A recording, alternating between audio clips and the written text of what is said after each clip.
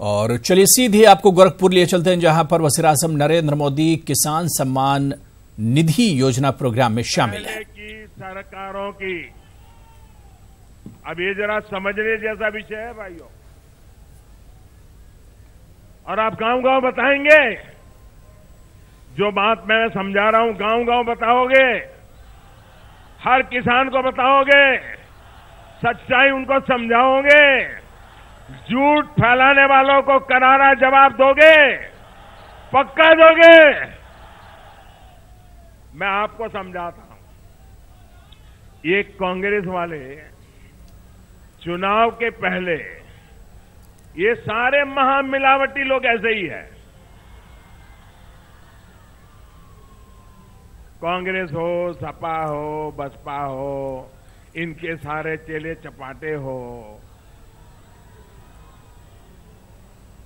वो क्या करते हैं, 10 साल में एक बार उनको किसान याद आता है, 10 साल में एक बार, और वो भी चुनाव के पहले याद आता है, और फिर कर्ज माफी का बुखार उनको चढ़ने लग जाता है, कर्ज माफी का बुखार चढ़ने लग जाता है, और कर्ज माफी का बुखार चढ़ के रेवड़ी बांट करके किसान की आंख में धूल झोंक करके वोट बटोर लेना, ये चालाकी वो सीख गए थे, लेकिन उनको पता नहीं था अब उनको मोदी मिला है, महंगा पड़ जाएगा, उनकी पोल खोल के रख देगा, उनके झूठ के नकाब को खोल के रख देगा, और सच्ची किसान की सेवा क्या होती है ये मोदी करके दिखाएगा।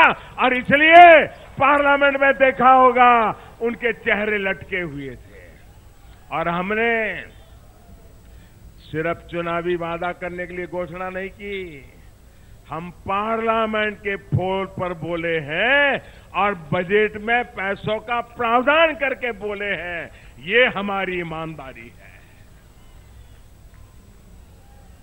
आप याद करिए, साल 2008 में 6 लाख करोड़ रुपए का कर्ज किसानों पर था।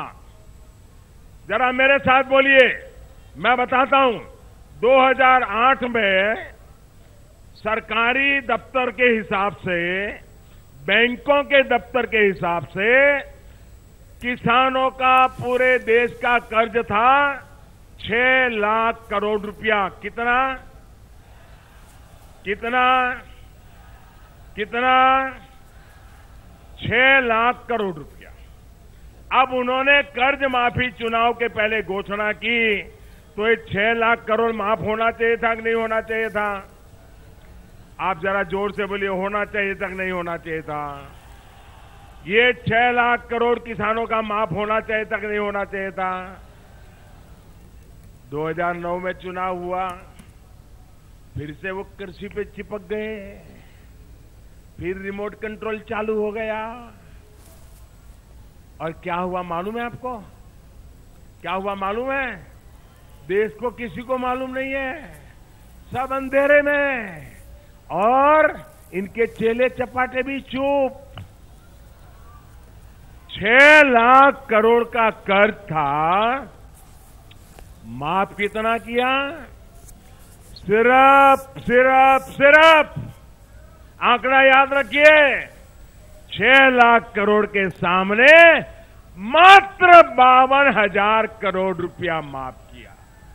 कितना माफ किया? कितना माफ किया? कितना माफ किया? कितना करने की जरूरत थी? कितना करने की जरूरत थी? आप मुझे बताइए। ऐसा झूठी बातें करने वालों पर देश का किसान भरोसा करेगा क्या? ऐसा झूठ करने वालों को सजा करेगा कि नहीं करेगा?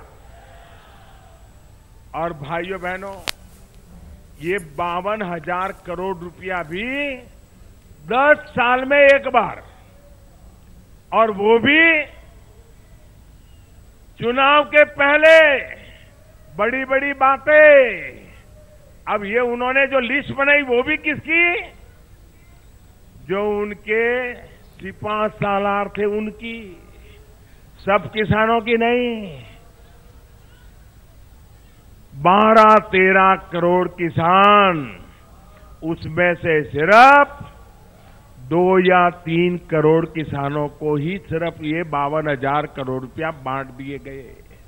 उसमें भी तो गोरखपुर में किसान सम्मान निधि योजना प्रोग्राम रैली से वज़ीर आज़म नरेंद्र मोदी खिताब कर रहे हैं। इससे पहले बाकायदा इस प्रोग्राम का आगाज किया, क्योंकि बीजेपी ने अपने अंतरिम बजट में, मरकजी सरकार ने अपने अबूरी बजट में यह वादा किया था कि किसानों को सालाना 6,000 रुपये मिलेंगे। इस मौके पर सीधे सीधे वज़ीर आज़म नरेंद्र मोदी ने कांग्रेस पर निशाना साधा, जो अपोजिशन पार्टियां हैं, यूपी की जो बड़ी पार्टियां अपोजिशन, बीएसपी और इसके अलावा समाजवादी पार्टी पर भी निशाना साधा। वज़ीर आज़म ने इस मौके पर कहा कि किसानों के लिए आजादी के बाद आज सबसे यादगार और सबसे तारीखी दिन है। मध्य प्रदेश के सतना में अगवा किए गए 2 जुड़वा भाइयों के कत्ल पर सियासत गर्म हो गई है। इल्जाम तराशियों का दौर जारी है। वहीं मामले के खिलाफ सतना में गम गुस्से की लहर है। आपको बता दें कि सतना में अगवा किए गए 2 जुड़वा भाइयों की लाशें देर रात जमुना नदी से बरामद की गई हैं। दोनों भाइयों को 12 फरवरी को अगवा किया गया था। 25 लाख रुपए देने के बावजूद दोनों बच्चों को नहीं बचाया जा सका। पुलिस का कहना है कि सदगुरु संस्कृत महाविद्यालय के रामकरण शास्त्री के बेटों ने अगवा की साजिश रची थी। अगवा में इस्तेमाल की गई बाइक शास्त्री के घर से बरामद हुई है। फरवरी की दोपहर 2 मासूमों को कट्टे की दम पर अपहरण कर लिया गया था। आज उनकी लाश बांदा जिले में मिली है। सबका वहां पे पीएम कराया जा रहा है, लेकिन यहां पर लोगों का आक्रोश भड़क उठा है। सतगुरु सेवा ट्रस्ट पर आरोप लगाकर हजारों की तादाद में लोग इकट्ठे हो गए हैं, जाम कर रहे हैं और शासकीय संपत्ति को भी नुकसान कर रहे हैं। लोगों का आरोप ये है कि कहीं न कहीं इस पूरे देश में सेवा ट्रस्ट, सतगुरु सेवा ट्रस्ट के कर्मचारियों की भूमिका है और पुलिस ने उनमें से 2 लोगों को गिरफ्तार भी किया है जो सतगुरु सेवा ट्रस्ट के कर्मचारी थे। ऐसे में लोगों का आक्रोश पनप चुका है। पुलिस पर लापरवाही का आरोप लगाए हैं। आप देख सकते हैं चारों तरफ भीड़ ही दिख रही है। लोगों के चेहरे में एक दर्द है मासूम की मौत का और एक आक्रोश है पुलिस के नकारापन का। शिवन बघेल, उनकी टीम, चित्रकूट, सतना। तो वहीं मध्य प्रदेश के वजीर पीसी शर्मा ने अगवा और कत्ल मामले के लिए उत्तर प्रदेश हुकूमत और पुलिस को भी बराबर का जिम्मेदार ठहराया है। उन्होंने वाज़ेह कर दिया कि इस मामले में मध्य प्रदेश के वजीरों से कोई लापरवाही नहीं हुई है। पुलिस और सरकार का भी इसमें दोष है, लेकिन जो लोग इसमें कहीं कोताही बरती गई है तो कोई अधिकारी भी होंगे, उनके खिलाफ भी कार्रवाई होगी। और मैं ये इस चीज़ में जो भी इन्वॉल्व है कहना चाहूँगा, ये जो 6 लोग उसमें पकड़ गए, जो और भी लोग हैं उनको पूरा पकड़ के फास्ट ट्रैक में ये मामला निपटे, क्योंकि ये जिस तरह की घटना है इसकी जितनी भी निंदा की जाए, कठोर से कठोर सजा बहुत ही कम समय में इनको दी जाना चाहिए। सरकार का पूरी तरह से मुख्यमंत्री जी ने आदेश दिए, तो कल भी इसका संज्ञान लिया उन्होंने। सर, मुख्यमंत्री ने कल ये कहा था कि मैं इसके लिए जिम्मेदार नहीं हूँ, पुलिस मंत्री पे इसमें कहीं सवाल नहीं उठते। इसमें सीधा मामला है, जो अगर वहाँ कोताही कहीं हुई होगी इसकी जांच होगी। इस्तीफा मांगा जा रहा है बीजेपी की ओर से, कोई सवाल ही नहीं उनका। अगर इस्तीफा देना है तो उत्तर प्रदेश के मुख्यमंत्री ने। लोकसभा इंतखाबात में कर्नाटक में मुसलमानों को 5 सीटें देने का कांग्रेस और जेडीएस और दीगर सेकुलर जमातों से मुतालबा किया गया। यह मुतालबा हैदराबाद कर्नाटक मुस्लिम पॉलिटिकल फोरम के कन्वीनर मोहम्मद वाहिद ने किया। मोहम्मद वाहिद ने कर्नाटक के यादगीर में एक प्रेस कॉन्फ्रेंस से खिताब किया, जहां उन्होंने तशवीश का इजहार करते हुए कहा कि रोज बरोज कानून साज ऐवानों में मुसलमानों की नुमाइंदगी घटती जा रही है, जिसकी वजह से मुस्लिम समाज हर शोबे हयात में मुसलसल पसमानदगी का शिकार होता जा रहा है। उन्होंने बताया कि मुल्क में दीगर तबकात के लीडर वोट तो हासिल करते हैं, लेकिन जब समाजी इंसाफ की बात आती है तो खामोशी इख्तियार कर ली जाती है। उन्होंने कहा कि अब वक्त आ गया है कि मिल्लत इस्लामिया अपने हुकूक के लिए आगे आए। तो उधर कर्नाटक में कांग्रेस पार्टी की जानिब से लोकसभा इंतखाबात के लिए तशहीरी मुहिम का बाकायदा तौर पर आगाज हो गया। कर्नाटक के रायचूर जिले में पार्टी की जानिब से परिवर्तन यात्रा के नाम से एक जलसे आम का इनेकाद किया गया। इस मौके पर कांग्रेस के सरकर्दा लीडरों ने हिस्सा लिया। जलसयाम से खिताब करते हुए सीनियर लीडरों ने कहा कि मुल्क में बीजेपी के घिर जाने का वक्त आ चुका है और रियासत में पार्टी लीडरों के कारनामों की वजह से बीजेपी का सर शर्म से झुक गया है।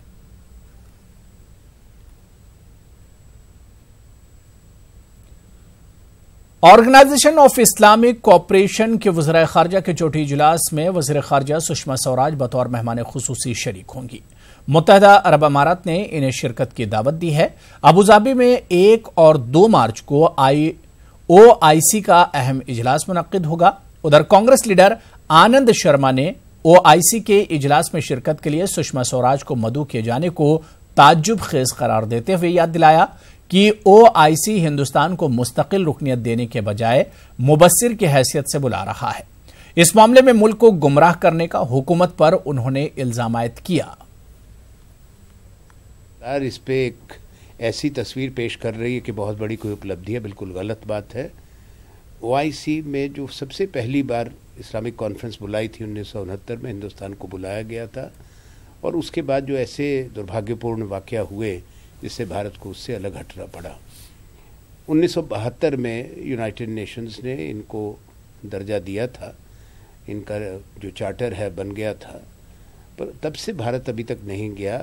एक ऑब्जर्वर स्टेटस को हमने इनकार किया है। कारण ये है कि भारत में जो हमारे मुस्लिम समुदाय के लोग हैं उनकी जनसंख्या बहुत है, इसलिए हमने कहा था कि हमको पूरी सदस्यता का दर्जा होना चाहिए। आज किस संदर्भ में भारत ने इसको स्वीकार किया, वो हमारी पहली जो भारत ने इस पे एक स्टैंड लिया है उसको बिल्कुल कॉन्ट्रडिक्ट करता है। वज़ीर-ए-आज़म नरेंद्र मोदी ने मन की बात में पुलवामा में शहीद हुए जवानों को खिराज-ए-अक़ीदत पेश किया। वज़ीर-ए-आज़म ने शहीद जवानों के खानदान वालों के सब्र और हुब्बुल वतनी के जज्बे की तारीफ की। में अपने प्राण न्योछावर करने वाले देश के सभी वीर सपूतों को मैं नमन करता हूं। यह शहादत आतंक को समूल नष्ट करने के लिए हमें निरंतर प्रेरित करेगी। देश के सामने आई इस चुनौती का सामना हम सबको जातिवाद, संप्रदायवाद, क्षेत्रवाद और बाकी सभी मतभेदों को भुलाकर करना है। आपने देखा होगा कि हमले के 100 घंटे के भीतर ही किस प्रकार से कदम उठाए गए। सेना ने आतंकवादियों और उनके मददगारों के समूल नष्ट का संकल्प ले लिया है। बिहार के भागलपुर के शहीद रतन ठाकुर के पिता राम निरंजन जी ने दुख की इस घड़ी में भी जिस जज्बे का परिचय दिया है वह हम सबको प्रेरित करता है। ओडिशा के जगतसिंहपुर के शहीद प्रसन्ना साहू की पत्नी मीना जी के अदम्य साहस को पूरा देश सलाम कर रहा है। जब तिरंगे में लिपटे शहीद विजय सोरेन का शव झारखंड के गुमला पहुंचा तो मासूम बेटे ने यही कहा कि मैं भी फौज में जाऊंगा। हमारा एक भी वीर शहीद इसमें अपवाद नहीं है, उनका परिवार अपवाद नहीं है। चाहे वो देवरिया के शहीद विजय मौर्य का परिवार हो, कांगड़ा के शहीद तिलक राज के माता पिता हो या फिर कोटा के शहीद हेमराज का 6 साल का बेटा हो। शहीदों के हर परिवार की कहानी प्रेरणा से भरी हुई है। मैं युवा पीढ़ी से अनुरोध करूंगा कि वो इन परिवारों ने जो जज्बा दिखाया है, जो भावना दिखाई है, उसको जाने, समझने का प्रयास करें।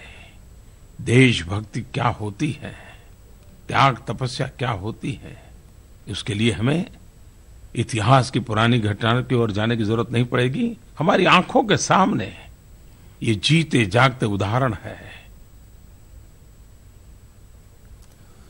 खबर कश्मीर से है, जहां आज हड़ताल है। अलहदगी पसंदों के मुश्तरका ग्रुप ने हड़ताल की कॉल दी थी। हड़ताल के पेश नजर श्रीनगर के पुराने शहर इलाके में 5 पुलिस स्टेशनों की हुदूद में आने वाले इलाकों में बंदिशें आयद की गई हैं। अलहदगी पसंदों की कॉल के पेश नजर यह इकदाम उठाया गया। पिछले चंद रोज से हुर्रियत कॉन्फ्रेंस और जमात इस्लामी से वाबस्ता कई कारकुनों और लीडरान की गिरफ्तारी और मौजूदा हालात के तनाजुर में हड़ताल की कॉल दी गई। हड़ताल की वजह से काफी हद तक मामूलात जिंदगी मुतासिर हैं। ट्रैफिक की नकलो हमल भी मुतासिर है। श्रीनगर समेत वादी के अक्सर अहम कस्बों में दुकानें और दीगर कारोबारी इदारे बंद हैं। नज्म नस्क की सूरत हाल को बरकरार रखने के लिए जगह जगह हिफाजती अमले को तैनात किया गया है। वाज़ेह है कि कल से ही कश्मीर में अफवाहों का बाजार गर्म है और लोगों में कई खदशात पाए जा रहे हैं। कॉर्बेट नेशनल पार्क बाघों के लिए मशहूर है। इन दिनों यहां कई बाघिन अपने कुंबे के साथ नजर आ रही हैं। इस नजारे को देखकर सयाह काफी खुश नजर आ रहे हैं। यहां कई जोन में बाघिन अपने बच्चों के साथ नजर आती हैं। इन्हें देखने के लिए सयाह दूर दराज से यहां पहुंच रहे हैं।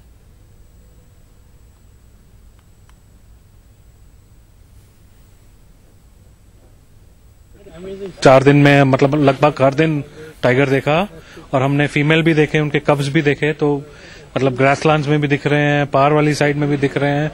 तो उस हिसाब से एकदम मजेदार साइटिंग थी। From Bangalore and now I am coming from Dhikala and we had amazing sighting. You know there are in the grasslands also we saw female there and the male and also we saw you know there is also another tigers with her calves we saw there. And it was an amazing experience, great experience. Pulwama हमले के बाद पाकिस्तान के खिलाफ कार्रवाई करते हुए हिंदुस्तान ने रावी नदी का पानी पाकिस्तान की तरफ जाने से रोकने की पहल शुरू कर दी है। पठानकोट में इस सिलसिले में काम भी शुरू किया गया है।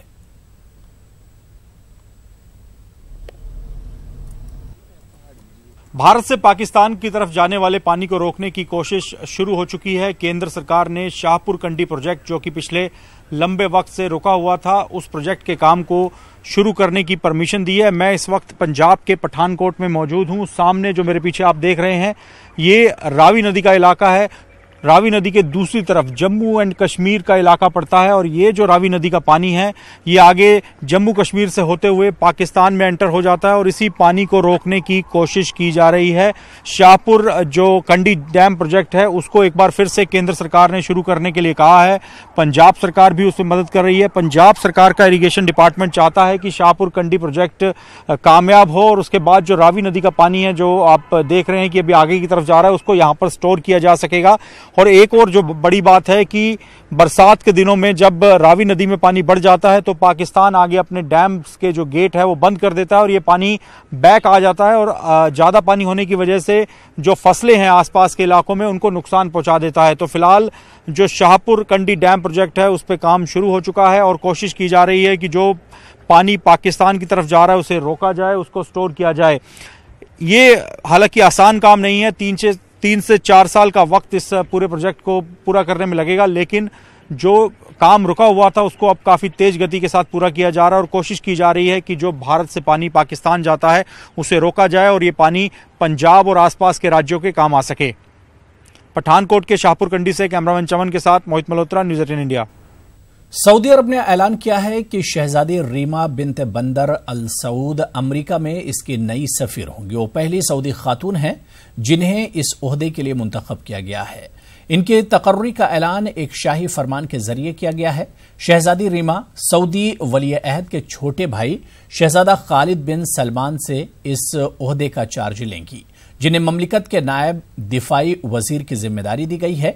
शहजादी रीमा एक ऐसे मुश्किल वक्त में ओहदा संभाल रही हैं जब सऊदी अरब सहाफी जमाल खाशकजी के कत्ल पर होने वाले बैनुल अक़वामी शोरगुल पर काबू पाने की कोशिशें कर रहा है। तो बुलेटिन में भी फिलहाल इतना ही। आदाब।